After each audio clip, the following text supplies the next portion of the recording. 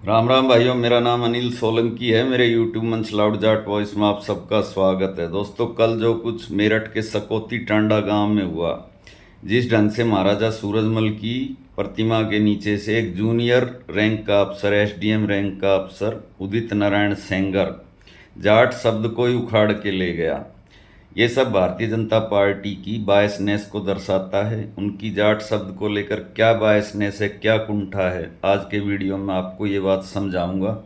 आप वीडियो को ध्यान से देखना और लास्ट तक देखना और अपने ग्रुप में शेयर करना और कमेंट भी करना। सारी बातें सच्ची बताऊंगा, झूठ कुछ भी नहीं है। दोस्तों, भारतीय जनता पार्टी के शीर्ष नेतृत्व को जाट शब्द से कुंठा है और इसका सबूत ये है कि 11 साल के उनके केंद्र के शासन में और हमारे देश में 28 राज्य और 8 केंद्र शासित प्रदेश हैं। उसमें से 2 केंद्र शासित प्रदेशों में भी विधानसभा है, पुडुचेरी, दिल्ली। तो 30 राज्यों में विधानसभा के चुनाव होते हैं और उन 30 में से 21 राज्यों में आज भाजपा या उनके समर्थित दलों की सरकारें हैं। उसमें एक मुख्यमंत्री खाली जाट पंजाब का, भगवंत मान, जो कि आया भी था सकौती टांडा में। भाजपा ने किसी जाट को मुख्यमंत्री नहीं बनाया, इतने सारे राज्यों में उसकी सरकारें बनी। और ऐसे ही केंद्र में किसी भी जाट को कैबिनेट रैंक का मंत्री नहीं बनाया, जिनको बनाया उनको राज्य मंत्री का ही पद दिया। और जो 1-2 गवर्नर बनाए थे उनका भी क्या हाल हुआ, ये भी आपने देखा। सतपाल मलिक हो, चाहे उपराष्ट्रपति पद पर गए हुए जगदीप धनखड़ हों, यह एकमात्र जो अपवाद हैं जो कैबिनेट मंत्री बने इस 11 साल में, चौधरी वीरेंद्र सिंह, उनके साथ भी क्या हुआ ये भी मैं अभी आपको बताऊंगा। लेकिन ये भारतीय जनता पार्टी हमेशा ऐसी नहीं थी दोस्तों। अटल बिहारी वाजपेयी के ज़माने की भारतीय जनता पार्टी और नरेंद्र मोदी जी के ज़माने की भारतीय जनता पार्टी में रात और दिन का फ़र्क है। वो फ़र्क ये है दोस्तों कि जब अटल बिहारी वाजपेयी जी 6 साल तक इस देश के प्रधानमंत्री रहे, उन्होंने कई जाटों को कैबिनेट मंत्रालय दिया। उसमें चौधरी अजीत सिंह थे, सोमपाल शास्त्री थे और डॉक्टर साहब सिंह वर्मा भी थे। और अटल जी के ज़माने में भाजपा की सरकारें भी 3-4 ही राज्यों में बनी थी। उसमें से देश की राजधानी दिल्ली का मुख्यमंत्री उन्होंने डॉक्टर साहब सिंह वर्मा को बनाया था। तो उस जमाने में बायसनेस नहीं थी। ये बायसनेस आई क्यों भाजपा में, ये आपको समझना बहुत ज़रूरी है। आज के वीडियो में इसी बात को आपको समझाऊंगा, अगर आप समझने की कोशिश करें तो दोस्तों, सबसे पहले तो जो कल हुआ, यानी कल नहीं, मेरे ख्याल परसों, सकौती टांडा में जो कुछ हुआ ये आपको समझाता हूँ। संजीव बालियान जैसा ताकतवर आदमी जो केंद्र में मंत्री रहा है, उसके आगे एक जूनियर अफसर की क्या औकात कि वो सूरजमल की प्रतिमा के नीचे से जाट शब्द को उखाड़ कर ले जाए। तो ये हिम्मत क्यों पड़ी? ये हिम्मत इसलिए पड़ी कि ये ऑर्डर योगी आदित्यनाथ का था। और योगी आदित्यनाथ की क्या बायसनेस है। अब कुछ लोग कहेंगे कि मैं खुद बायस होकर वीडियो बनाता हूँ। योगी आदित्यनाथ तो जाटों का बड़ा साथ देते हैं।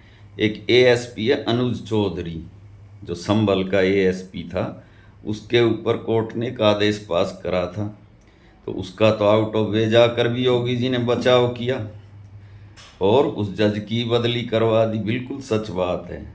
जो योगी जी के एजेंडा में फिट बैठता है, जो आदमी उनके हिंदुत्व के एजेंडा में उनका साथ देता है, उसका योगी जी पूरा साथ देते हैं, इसमें कोई शक नहीं। यारों के यार भी हैं, इसमें भी कोई शक नहीं।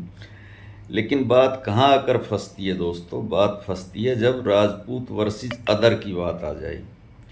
कुछ दिन पहले आपने देखा होगा कि नोएडा के अंदर गुजरों ने गुजर प्रतिहार मीर भोज की प्रतिमा का ऐसे अनावरण किया था जैसे जाटों ने सूरजमल की प्रतिमा का। उसके नीचे से भी गुजर शब्द हटवा दिया था योगी जी ने, और ऐसे ही अब किया है। उसका कारण, अब जो घटना हुई है ना दोस्तों, उसके पीछे का कारण है बीजेपी की अंदरूनी राजनीति। और वो अंदरूनी राजनीति है, नरेंद्र मोदी जी के बाद भारतीय जनता पार्टी की हिंदूवादी राजनीति का मालिक कौन होगा, यानी नरेंद्र मोदी जी का वारिस कौन होगा। और इस वारिस की लड़ाई के अंदर अमित शाह जी और योगी आदित्यनाथ जी के बीच में जो कोल्ड वार, शीत युद्ध चल रहा है, वो सबको पता है कि पिछले चुनाव में गाजियाबाद से जनरल वीके सिंह का टिकट काट दिया था अमित शाह जी ने। इस बात को लेकर राजपूत समाज में बड़ी नाराज़गी हुई थी, बाकायदा पंचायतें हुई थी और राजपूत समाज को ऐसा लगता था कि इस चुनाव के बाद में योगी आदित्यनाथ जी की कुर्सी भी जाने वाली है।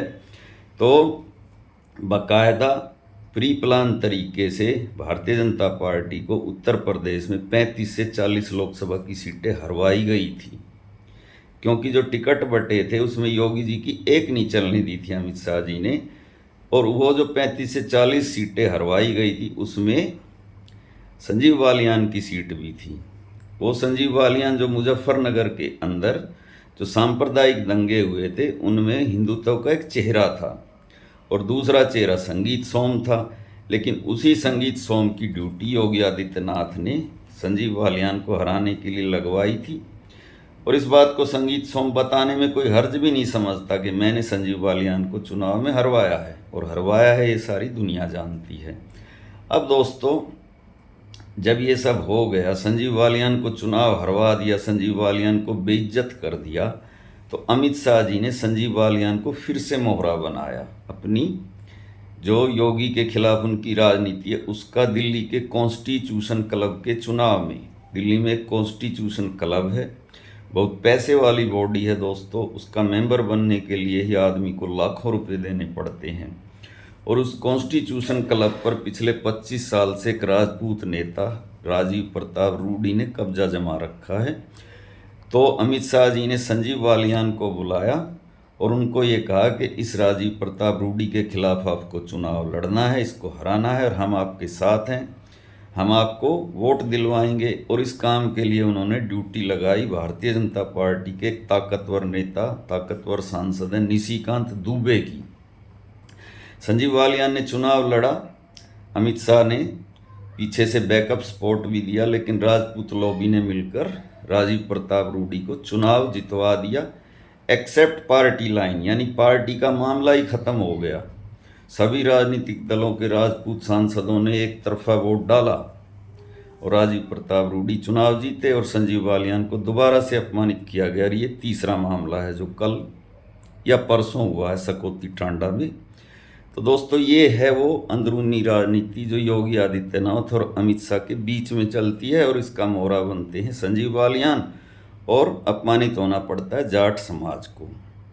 अब मैं आपको एक और सच्चाई बताता हूँ दोस्तों, जो भारतीय जनता पार्टी का शीर्ष नेतृत्व है, यानी कि हमारे देश के प्रधानमंत्री नरेंद्र मोदी जी, उनको जाट शब्द से क्या कुंठा है।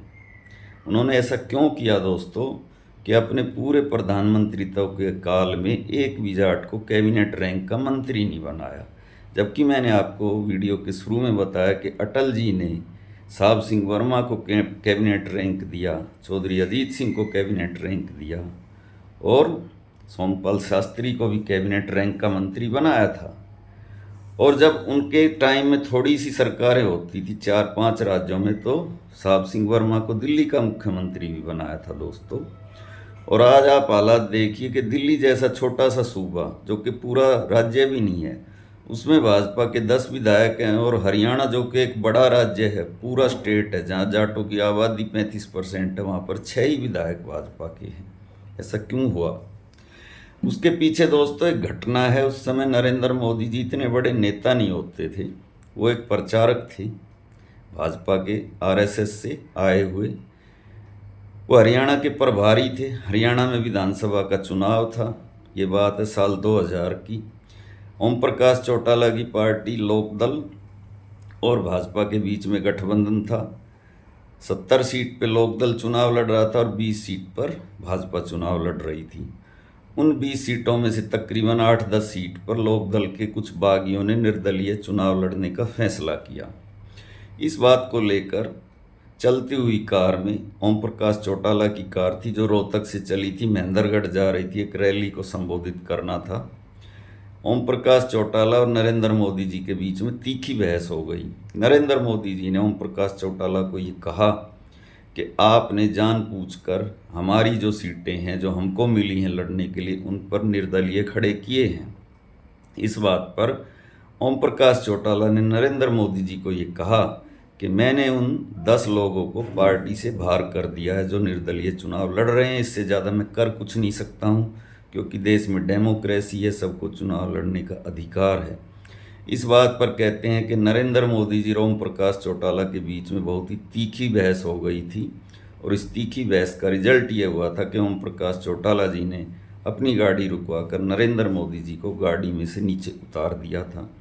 ये वो कुंठा है दोस्तों जो नरेंद्र मोदी जी के दिल और दिमाग में तब से ही बैठी हुई है, और तब से ही उनको जाट शब्द से बायसनेस हो गई है। और नरेंद्र मोदी जी जैसे व्यक्ति आप सब जानते हैं कि जब वो प्रधानमंत्री पद के उम्मीदवार बने थे तो लाल कृष्ण आडवाणी ने उनका विरोध किया था। आज आडवाणी जी की क्या हालत है। एक बार दिल्ली के पूर्व मुख्यमंत्री केजरीवाल ने उनका मजाक उड़ाया था विधानसभा में, चौथी पास राजा बोलकर। केजरीवाल को जेल भी जाना पड़ा और आज वो मुख्यमंत्री भी नहीं रहे। तो ऐसे ही बहुत सारे लीडर हैं जिन्होंने सतपाल मलिक ने के साथ जो हुआ, उसके बाद ओम प्रकाश धनखड़ के साथ जो कुछ हुआ, ये भी आपने देखा।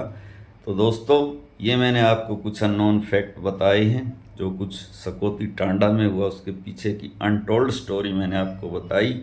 वीडियो कैसा लगा दोस्तों कमेंट के माध्यम से बताना। अच्छा लगा तो अपने ग्रुप में शेयर करना, लाइक करना, कमेंट करना। जो भाई अभी चैनल से जुड़े हैं वो चैनल को सब्सक्राइब और ज्वाइन भी करना, तथा जो भाई मेरी आर्थिक मदद करना चाहते हैं दोस्तों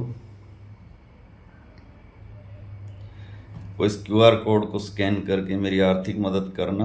आपकी आर्थिक मदद से मेरा हौसला बढ़ेगा, मेरी हिम्मत बढ़ेगी, और मैं उम्मीद करता हूं कि आज के वीडियो को देखकर आप मेरी आर्थिक मदद ज़रूर करेंगे। मिलते हैं अगले वीडियो में। आपका दिन शुभ हो। धन्यवाद भाइयों।